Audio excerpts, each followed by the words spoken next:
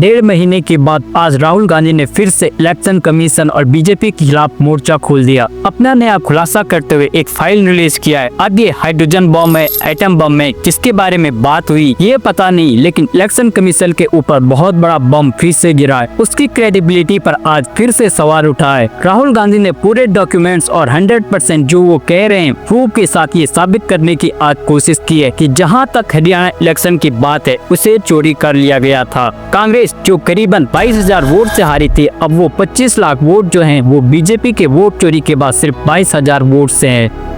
तो 25 लाख वोट चोरी का मैथ क्या है, इक्वेशन क्या है, वो समझेंगे आज के इस वीडियो में। और साथ ही क्या अब इतने दिनों बाद, इतने बड़े गैप के बाद क्या राहुल गांधी फिर से वोट चोरी का जो नारा है वो लोगों तक ले जा पाएंगे, क्योंकि 1-1.5 महीने का पूरा गैप हो चुका है जब ये वोट चोरी का मामला पूरी तरीके से ठंडा पड़ गया था। उधर बीजेपी ने ऑलरेडी मजाक उड़ाना शुरू कर दिया है। अमित मालवीय IT सेल के हेड ने ऑलरेडी मजाक उड़ाया है इस बात का कि राहुल गांधी जो क्लेम कर रहे हैं कि 200-220 बार एक ही वोटर का नाम आया है वो तो पॉसिबल ही नहीं है। अब होना तो ये चाहिए था कि बीजेपी के इलेक्शन कमीशन को राहुल गांधी के मुंह पर जो CCTV फुटेज है उसे दे मारना चाहिए था। उनके जो एलिगेशन है उनको गलत साबित कर देना चाहिए था, लेकिन वो CCTV फुटेज तो डिलीट हो चुका है। तो अब राहुल गांधी सच बोल रहे हैं या झूठ बोल रहे हैं उसका कैसे आकलन करें, ये थोड़ा सा मुश्किल हो जाता है, क्योंकि जो सारा ट्रेस था वो इलेक्शन कमीशन ने अब हटा दिया। राहुल गांधी भी यही बोलते रहेंगे कि हमारे पास अब वो फुटेज नहीं है, हमारे पास वो डेटा नहीं है। इलेक्शन कमीशन डेटा भी अपने पास खींच ले रही है। आज के एपिसोड को शुरू करने से पहले 2 अहम चीजें समझना बहुत ही ज्यादा जरूरी है। एक, जो वोट चोरी का क्लेम किया गया, वोट चोरी का डेटा दिखाया गया, वो पिछले कई महीनों से देश भर में ट्रेंड कर रहा है। छानबीन इन्वेस्टिगेटिव रिपोर्ट्स ने किया है,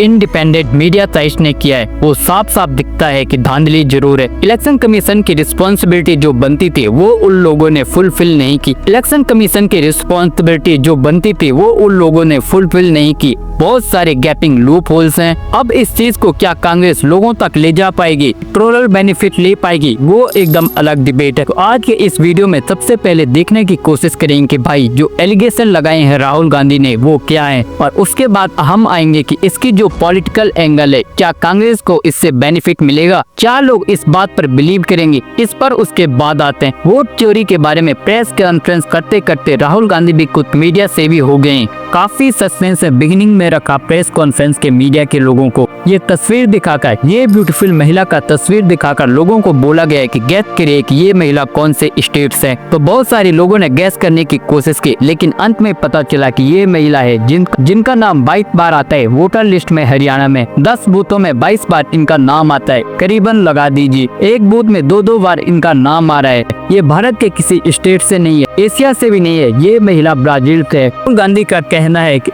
इस ब्राजीलियन मॉडर्न का फोटो इलेक्टोरल रोज में होने का मतलब यही है कि एक इंडस्ट्रियल स्केल पर, लार्ज स्केल रीजिंग सेंट्रल लेवल पर ऐसे नाम, नंबर और फोटो इंट्रोड्यूस किए जा रहे हैं, जिसको बाद में मिसयूज कर कई लोग आकर हरियाणा में आकर, यूपी में आकर, बिहार में आकर लोग उस नाम पर, उस वोटर कार्ड पर वोट दे पाए। अब स्टॉक फोटोज क्यों लगाए गए थे, इलेक्शन कमीशन इसे रोक क्यों नहीं पाए, तो इसी के जवाब, ये तो इसी इसका जवाब दे पाएगी। लेकिन राहुल गांधी का कहना है कि इसी तरीके से 25 लाख वोट चोरी किए गए, कुछ वोट डिलीट करके, कुछ वोट डुप्लीकेट करके, कुछ वोट बेनामी के, और ऑफ कोर्स जो अब राहुल गांधी का कहना है कि ये वोटर एडिशन डिलीशन जो पिछले उन्होंने खुलासा किया, उसके बाद इलेक्शन कमीशन ने ये डेटा लेना, उसके बाद इलेक्शन कमीशन ने ये डेटा लेना ही बंद कर दिया है कि किसके नाम कटे हैं, किसके नाम जुड़े हैं। अब ये काफी ज्यादा संदेह का मामला है। एक तरफ आप राहुल गांधी का मजाक उड़ा रहे हो कि वो गलत इन्फॉर्मेशन दे रहे हैं,